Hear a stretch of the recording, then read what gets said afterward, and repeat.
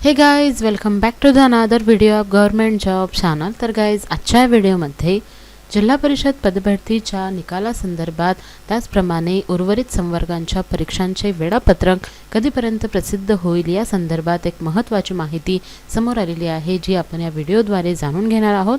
तर हा video complete पाहत रहा। तर गाइज, तुम्ही पाहू शकतात लोकमत न्यूजपेपरमध्ये आजच्याच तारखेचे हे एक नवीन आर्टिकल प्रदर्शित करण्यात आलेला आहे, ज्यामध्ये 88,000 तरुणांच्या भवितव्याचा फैसला हा कधी होणार आहे याविषयीची माहिती देण्यात आलेली आहे। जिल्हा परिषदेच्या 875 जागांसाठीच्या परीक्षा घेण्यात आलेल्या होत्या, तर या परीक्षांचा 8 दिवसात निकाल लागणार आहे।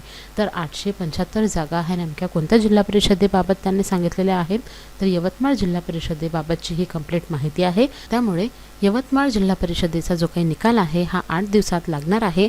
त्याचप्रमाणे 875 जागांसाठी ज्या तरुणांनी परीक्षा दिलेली आहे, तर त्या सर्वांच्या भवितव्याचा फैसला जो आहे तो आता पुढील आठवड्यामध्ये होऊ शकतो, याबाबतची त्यांनी इथे माहिती दिलेली आहे। तर गाइज, यवतमाळ जिल्हा परिषदेसंदर्भात जर का त्यांनी माहिती दिलेली आहे की 8 दिवसात निकाल लागणार आहे, तर त्याचप्रमाणे इतर ज्या काही जिल्हा परिषद आहेत त्यांचा सुद्धा निकाल एकाच दिवशी प्रदर्शित करण्यात येणार आहे। परंतु एकाच दिवशी पण वेगवेगळ्या वेळेनुसार निकाल हा प्रदर्शित केला जाऊ शकतो आणि ऑफिशियल वेबसाईटवरच तुम्हाला निकाल जो आहे तो पाहता येणार आहे। त्याबाबतची कुठलीही नवीन अपडेट समोर आली तर ती मी तुमच्यापर्यंत सर्वात अगोदर पोहोचवणार आहे। म्हणून जर का तुम्ही माझ्या चॅनलवर नवीन असाल तर लवकरात लवकर चॅनलला सबस्क्राईब करून घ्या। तर गाइज, या आर्टिकलमध्ये त्यांनी माहिती दिलेली आहे की ग्रामविकास विभागाने जिल्हा परिषदेच्या विविध रिक्त जागांसाठी नुकतीच ऑनलाईन स्वरूपाची परीक्षा घेतली होती। यवतमाळ जिल्ह्यातील 875 जागांसाठी घेण्यात आलेल्या परीक्षेचा निकाल अजूनही प्रलंबित आहे। 8 दिवसांत याचा निकाल सादर करण्याचे आदेश जे आहेत ते ग्रामविकास विभागाच्या सचिवांनी दिले आहेत। तर गाइज, ज्या पद्धतीने एक काल ट्विट प्रदर्शित करण्यात आलेलं होतं त्यामध्ये माहिती देण्यात आलेली होती की येत्या पुढील 8 दिवसांमध्ये जिल्हा परिषदेचा जो काही निकाल आहे तो डिक्लेअर केला जाऊ शकतो। तर त्याचप्रमाणे या आर्टिकलमध्ये सुद्धा माहिती देण्यात आलेली आहे।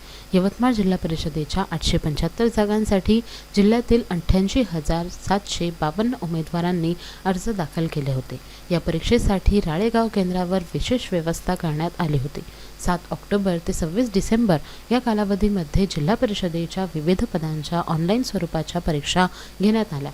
IBPS या कंपनीने ऑनलाईन स्वरूपाची ही परीक्षा संपूर्ण राज्यभरात घेतली, मात्र परीक्षेचा निकाल अजूनपर्यंत लागला नव्हता।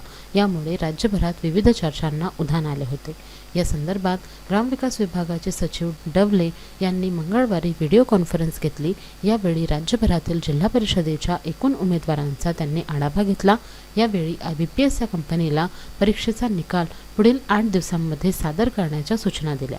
ही कंपनी परीक्षेचा निकाल मुख्य कार्यकारी अधिकारी यांच्या संकेतस्थळावर प्रसिद्ध करणार आहे। त्यानंतर जिल्हा परिषद यांच्या पोर्टलवर मेरिट यादीनुसार निकाल जाहीर करणार आहे। यासोबतच जिल्हा परिषदेच्या आवारामध्ये उमेदवारांच्या निकालाची यादी लावणार आहे। यामुळे पुढील 8 दिवसांनंतर उमेदवारांचा परफॉर्मन्स करणार आहे। यानंतर बेरोजगारांपुढील नोकरीचा प्रश्न निकाली निघण्यास मदत होणार आहे। यामुळे निकालासंदर्भात उठणाऱ्या वावड्या थांबणार आहेत। तर गाइज, अत्यंत महत्त्वाची माहिती आहे की पुढील 8 दिवसांमध्ये हा निकाल लागण्याची शक्यता आहे, कारण की IBPS कंपनीने जे आहे ते मेरिट लिस्टनुसार जी यादी आहे ही जिल्हा परिषदेकडे सुपूर्द केलेली आहे।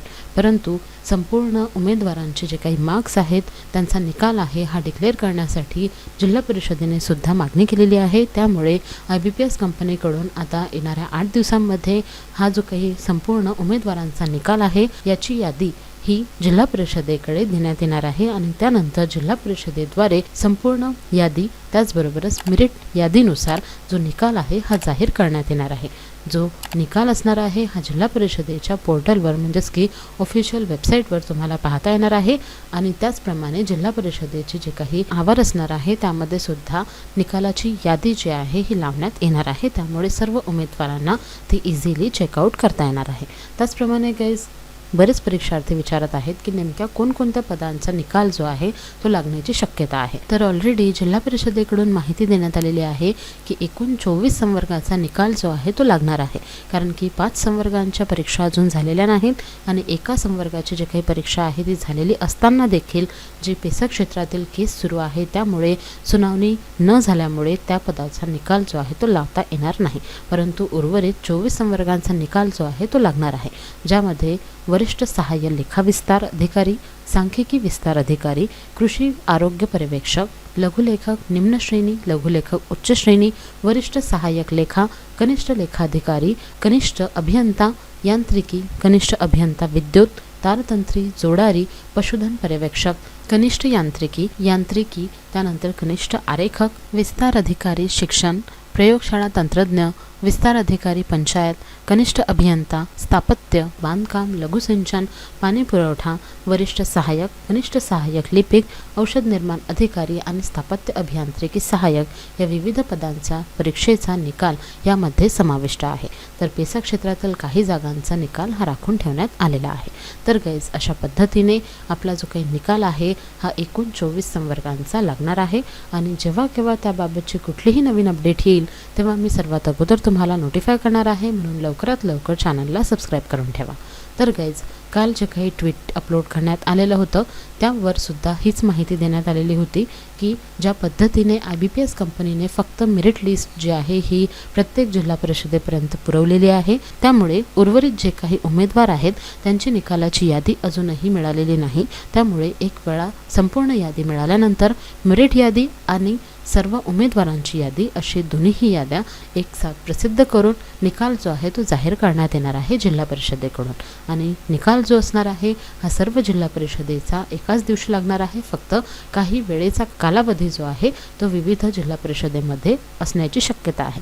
परंतु आता 8 दिवसांचा आहे हा निकाल लागणार आहे, कारण की त्याबाबत स्वतः ग्रामविकास विभागाच्या सचिवांनी आदेश दिलेले आहेत की लवकरात लवकर जो काही निकाल आहे हा मार्गी लावण्यात यावा.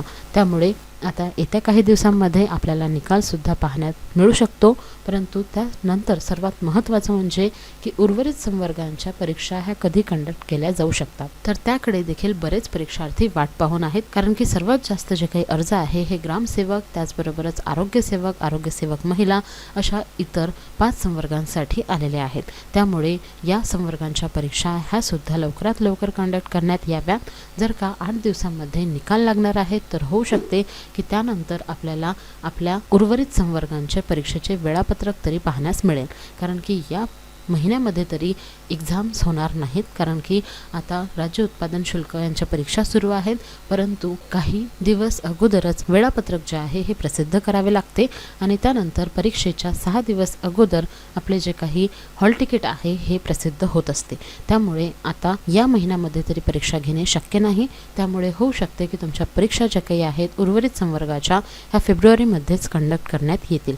परंतु ज्या पद्धतीने निकालासंदर्भातील प्रयत्न सुरू आहेत त्यावरूनच एकच कळत आहे की आता या महिन्यात तरी कमीत कमी तुमचे वेळापत्रक तरी प्रसिद्ध होणार आहे. जेव्हा केव्हा वेळापत्रकाबाबतची कुठलीही अपडेट येईल ती सुद्धा तुम्हाला चॅनलद्वारे सर्वात अगोदर मिळणार आहे.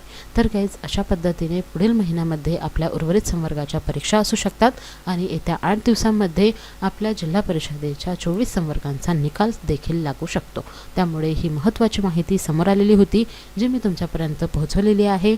आय होप की तुम्हाला या व्हिडिओमधील माहिती आवडली असेल. जर का तुम्हाला हा व्हिडिओ आवडला असेल तर व्हिडिओला नक्की लाईक करा, शेअर करा आणि जर का तुम्ही माझ्या चॅनलवर नवीन असाल तर लवकरात लवकर चॅनलला सबस्क्राईब करून घ्या अशाच नवनवीन अपडेटसाठी. Thank you all.